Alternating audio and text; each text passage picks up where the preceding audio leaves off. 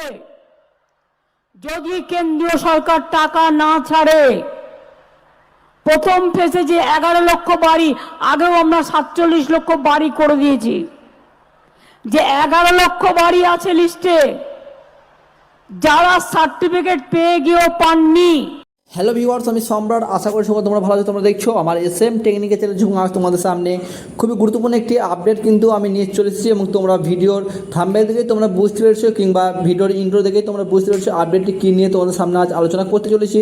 এবং যে সকল ব্যক্তিদের প্রধানমন্ত্রী আবাস যোজনা প্রকল্পের টাকা আটকে রয়েছে কিংবা লিস্টের নাম রয়েছে, এবং তার জন্য বড় খুশির খবর হতে চলেছে। এবং আমাদের মাননীয় মুখ্যমন্ত্রী মমতা বন্দ্যোপাধ্যায় কিন্তু রিসেন্টলি একটি সভাতে কিন্তু প্রধানমন্ত্রী আবাস যোজনা টাকা নিয়ে কিন্তু একটি বড় ঘোষণা করেছেন তিনি। তোমরা সকলেই কিন্তু জানো, আগেও কিন্তু তিনি ঘোষণা করেছেন যে, এবং 1 মে কিন্তু তোমাদের টাকা কিন্তু দেবে বলে কিন্তু জানিয়েছেন। এবং প্রধানমন্ত্রী আবাস যোজনা প্রকল্পের টাকা এছাড়াও এই কয়েকদিন আগে কিন্তু একটি সভাতে তিনি কিন্তু বক্তৃতা দিয়ে কি জানিয়েছেন, এবং তোমরা দেখতে পেলে। এবং এছাড়াও তোমাদের বিষয় তথ্য তোমরা জানাবে ভিডিওর মাধ্যমে সেই সভাতে তিনি কি বলেছেন আবাস যোজনা প্রকল্পের টাকা নিয়ে, এবং কোন ব্যক্তিরা পাবে সেই প্রধানমন্ত্রী আবাস যোজনা প্রকল্পের টাকা, এবং কোন কোন জাতির লোকজনকে দেওয়া হবে এই টাকা, সেই বিষয়ে তোমাকে জানাবো এই ভিডিওর মাধ্যমে। ভিডিও স্কিপ না করে তোমরা শেষ পর্যন্ত দেখতে হবে।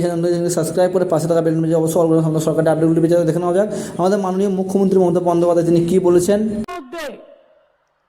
যদি কেন্দ্রীয় সরকার টাকা না ছাড়ে, প্রথম ফেজে যে 11 লক্ষ বাড়ি, আগেও আমরা 47 লক্ষ বাড়ি করে দিয়েছি, যে 11 লক্ষ বাড়ি আছে লিস্টে, যারা সার্টিফিকেট পেয়ে গিয়েও পাননি, 1 এপ্রিলের মধ্যে কেন্দ্রীয় সরকার না দিলে আমরা আপনাদের করে দেব।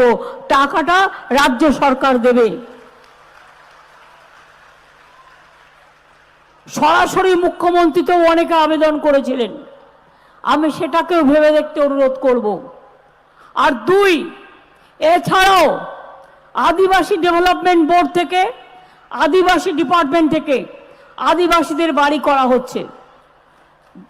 আপনাদের বাউরি বোর্ড থেকে বাউরিদেরও করা হচ্ছে, বাগদি বোর্ড থেকে বাগদিদেরও করা হচ্ছে, এবং কুরমালি বোর্ড থেকে মাহাতোদেরও করা হচ্ছে। কুরমালি বোর্ডকেও টাকা দেওয়া হয়েছে।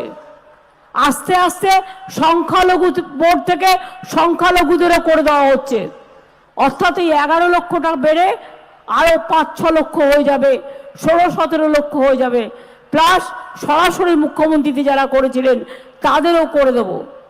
তারপরে যেটা বাকি থাকবে ফেজ বাই ফেজ আমরা করে দেব। কাউকে ভিক্ষে চাওয়ার প্রয়োজন নয়। বাংলা ভিখিরি নয়, বাংলা হাত মানে না, বাংলা হক মানে।